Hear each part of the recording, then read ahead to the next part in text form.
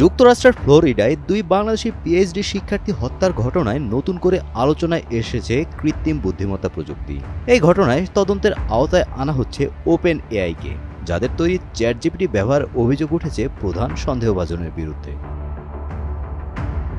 তদন্তে মূলত কয়েকটি বিষয় খতিয়ে দেখা হবে। এর মধ্যে রয়েছে চ্যাটজিপিটি কোনোভাবে হত্যার পরিকল্পনা বা বাস্তবায়নে ব্যবহারযোগ্য নির্দেশনা দিয়েছিল কিনা, প্ল্যাটফর্মটির নিরাপত্তা ব্যবস্থা বা গার্ডরোল যথাযথভাবে কাজ করেছে কিনা এবং সম্ভাব্য ঝুঁকি থাকা সত্ত্বেও ওপেন এআই যথেষ্ট প্রতিরোধমূলক ব্যবস্থা নিয়েছিল কিনা।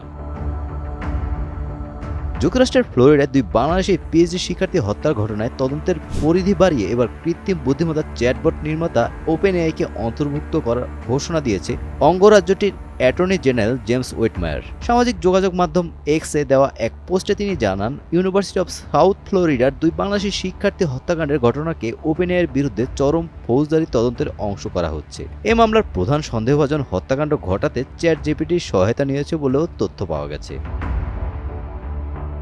এক সপ্তাহ আগে ওপেন এআইয়ের বিরুদ্ধে ফৌজদারি তদন্ত শুরুর ঘোষণা দেন তিনি। সেই তদন্তের সূত্রপাত হয় গত বছর ফ্লোরিডা স্টেট ইউনিভার্সিটিতে ঘটে যাওয়া এক মর্মান্তিক গোলাগুলির ঘটনার পর। অভিযোগ রয়েছে, ওই হামলার আগেও বন্দুকধারী চ্যাটজিপিটির কাছ থেকে অস্ত্র ও গুলি সংক্রান্ত গুরুত্বপূর্ণ তথ্য পেয়েছিল।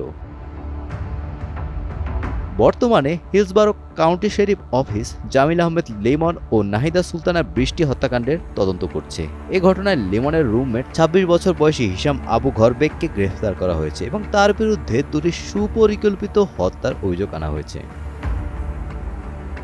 Golam Rabbani, Times today.